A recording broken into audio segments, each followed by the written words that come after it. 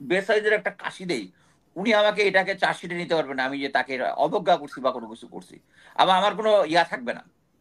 But এই আইনটা আমাদের সিনিয়ররা এটা ইয়া করে না, মানে এটাকে মানে এই আইনটা আছে কিন্তু এটা কখনো ইউজ করে না। হেডশট করেছে এরকম কয়েকটা ভিডিও ভিডিও আমি খুব ডিস্টার্ব হয়েছি, এবং ডিস্টার্ব হওয়ার মেইন কারণ হচ্ছে আমি জানি স্নাইপার রাইফেল শুধু মিলিটারি স্নাইপাররা ইউজ করে, এবং আমার সাথীওয়ালা ভাইরা এই লোকগুলোকে মারছে। সো এই স্মৃতি থেকে আমি মনে করি এটার ব্যাকগ্রাউন্ড কে ছিল, শেখ হাসিনা। সো শেখ হাসিনাকে এখানে প্যারেড করানো হয়েছে এরকম একটা মূর্তি দিয়ে, আমি ফুললি জিনিসটাকে সাপোর্ট করি। সত্য এবং মিথ্যা, আমি সাকিব ভাইয়ের সাথে সম্পূর্ণ একমত যে একটা জিনিস, আম, আমরা থার্ড ওয়ার্ল্ড কান্ট্রি হিসেবে আমরা আহ, বলতে পারি যে ওকে পলিটিক্স এখানে নিয়ে আসার জন্য। বাট আমি আপনাকে একটা গ্যারান্টি দিয়ে বলতে পারি যে আমাদের দেশে এখন ভারতীয় ডিপ স্টেট এত গভীরভাবে আছে।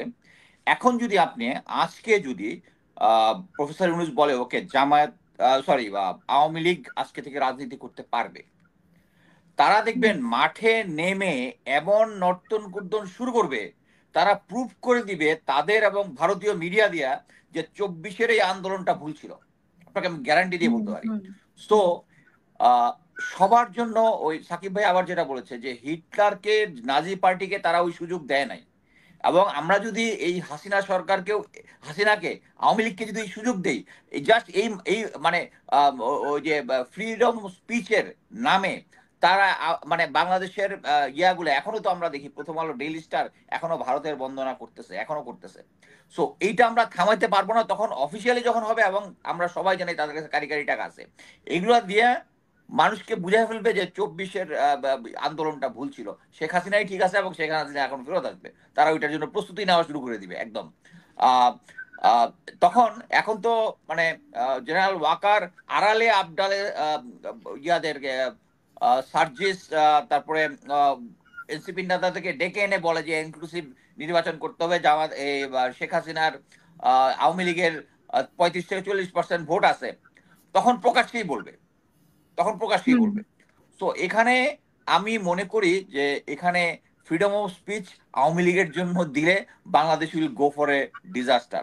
এট দ্য সেম টাইম আমি আবার একটা জিনিস বলবো, সেটা হচ্ছে আমাদের সেনাবাহিনীতে একটা আইন আছে, সেটা হচ্ছে violation of good order and military discipline. ধারাটা আমার এই মুহূর্তে খেয়াল নাই। এর মানে হচ্ছে আমি যদি আমার অধিনায়কের সামনে একটু বেসাইজের একটা কাশি দেই, উনি আমাকে এটাকে চার্জশিটে নিতে পারবেন না আমি যে তাকে অবজ্ঞা করছি বা কোনো কিছু করছি, আবার আমার কোনো ইয়া থাকবে না। বাট এই আইনটা আমাদের সিনিয়ররা এটা ইয়া করে না, মানে এটাকে মানে এই আইনটা আছে কিন্তু এটা কখনো ইউজ করে না, unless it is very emergency, unless very emergency. So আমি মনে করি এই যে মেঘনা আলমের যে ঘটনাটা হয়েছে, মেঘনা আলমের যে ঘটনা হয়েছে, এখন আমরা চিল্লাচিল্লি করতেছি যে এই আইনটা কালো আইন, অবশ্যই এই আইনটা কালো আইন, কিন্তু এই একটা থার্ড ওয়ার্ল্ড কান্ট্রিতে যেখানে ফ্রিডম অফ স্পিচ যদি যখন দিবেন, তখন এটা এটা একটা মানে বলে না ডাবল এজড ওয়েপন, দুই দিকে একটা ছুরির দুই দিকেই ধার, দুই দিকেই কাটবে। এখন এইদিকে এদিকে বেশি ফ্রি দিবেন, ওদিকে এটা নিয়ে একটা সিচুয়েশন তৈরি হবে, এদিকে দিবেন ওদিকে সিচুয়েশন। এখন যদি আজকে যদি মেঘনা আলমকে ওই আটক আদেশটা না দেওয়া হতো বা না দেওয়া হতো, সে এখানে ইয়া দিয়ে এমন একটা সিচুয়েশন তৈরি করতো, এর সাথে মিডিয়াগুলো মিলে দেখা যাবে বাংলাদেশ এবং সৌদি আরবের সম্পর্কটাকে একটা ক্রাইসিস পয়েন্টে নিয়ে যেতে পারতো। সো আমি মনে করি এই আইনটা বাংলাদেশের জন্য উচিত। আবার এট দ্য সেম টাইম যখন একটা ফ্যাসিস্ট সরকার আসবে, তখন এটা দিয়ে মোটামুটি পাবলিক করে দেবে। সো এটার মধ্যে আমি মনে করি যে গবেষকদের এটা নিয়ে একটা আরো গবেষণা করার দরকার আছে যে আমাদের মতো থার্ড ওয়ার্ল্ড কান্ট্রিতে এটা থাকবে কি থাকবে না।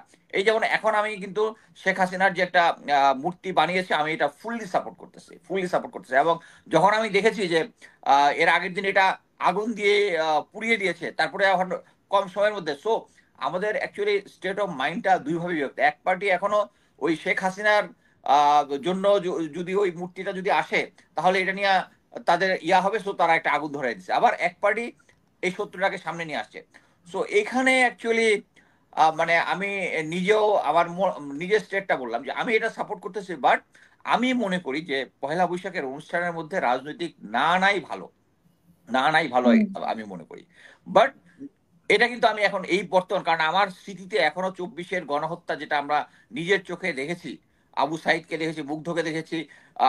আমাকে কয়েকদিন আগে কয়েকজন ইনবক্সে আমাকে যে যারা স্নাইপার রাইফেল দিয়ে হেডশট করেছে, এরকম কয়েকটা ভিডিও ভিডিও আমি খুব ডিস্টার্ব হয়েছি। এবং ডিস্টার্ব হওয়ার মেইন কারণ হচ্ছে আমি জানি স্নাইপার রাইফেল শুধু মিলিটারি স্নাইপাররা ইউজ করে, এবং আমার হুম সাথীওয়ালা ভাইরা এই লোকগুলোকে মারছে। সো এই স্মৃতি থেকে আমি মনে করি এটার ব্যাকগ্রাউন্ড কে ছিল? শেখ হাসিনা। সো শেখ হাসিনাকে এখানে প্যারেড করানো হয়েছে এরকম একটা মূর্তি দিয়ে, আমি ফুললি জিনিসটাকে সাপোর্ট করি। পুলিশ বাহিনী কিন্তু একদম মহিলা পুলিশও নিয়ে গিয়েছে ওখানে। তো হুম। কোন প্রক্রিয়াটা ভুল হয়েছে এটা আমি জানি না, মানে উনি কোনটা মিন করতেছেন প্রক্রিয়াটা, ও মানে আবার আমি আপনি অ্যাকচুয়ালি নিশ্চয়ই দেখছেন যে ডিবির প্রধানকে মল্লিককে সরিয়ে দেওয়া হয়েছে, যদিও আজকে সরিয়ে দিয়েছে। না স্বরাষ্ট্র এইটা উপদেষ্টা আবার বলেছে যে স্বরাষ্ট্র এটা সেটা মন্ত্রণালয় সত্যি বলছেন স্বরাষ্ট্র উপদেষ্টা আবার বলেছেন যে এটা এই কারণে করা হয় এই নাই। কারণে করা হয়নি। বাট এটা হচ্ছে আমার কাছে সেটা মনে হচ্ছে আওয়ামী লীগ আমলে যেরকম একটা ঘটনা ঘটার পর একটা ব্যাখ্যা দিত, হুম স্যার ওরকম একটা ব্যাখ্যা দিয়েছেন। এই ব্যাখ্যাটা আমি কনভিন্স হয়নি, আমার মনে হয় দেশের মানুষও এটা দিয়ে কনভিন্স হয়নি। হুম হুম তো হুম আমি যেটা মনে করি যে এখানে মনে হয় আইনের কোনো ব্যত্যয় হয় না। একজন মহিলাকে অ্যারেস্ট করতে যাওয়ার পরে ওখানে মহিলা পুলিশও ছিল, অতএব এবং যে আইনটা ছিল, আইনটা কালো আইন হইতে পারে, কিন্তু এটা একটা দেশের এক্সিস্টিং আইন, সেই আইন অনুযায়ী তাকে। এবং আমি যেটা শুনেছি, এবং আমি কনফার্ম হর্সেস মাউথ থেকে শুনেছি যে এই মহিলাকে অনেকবার ফোন করে বলা হয়েছিল যে থানাতে আসার জন্য তার জিনিসপত্র নিয়ে, কিন্তু সে আসছিলেন না, সে নিয়ে হুম আসছিলেন না। সো এই কারণের প্রেক্ষিতে তারা বাধ্য হয়ে তাকে অ্যারেস্ট করতে গিয়েছেন। এবং আমি বলবো এই উনি Meghla Alam is not a decent personality, কারণ উনি যখন লাইভ করেন, উনি অ্যাকচুয়ালি গায়ে একটা জামা পরতে তো সেকেন্ডের বেশি লাগার কথা না। উনি হুম যে সেমিজটা পরেছিলেন ওটা পরেই লাইভে চলে গেছেন। এটা এমন যদি হইতো কেউ তার মাথার মধ্যে একটা মানে ইয়া দিচ্ছে বা গান পয়েন্ট করে আসে, তার সময় ছিল না, এটা হচ্ছে তার নিজস্ব সময়।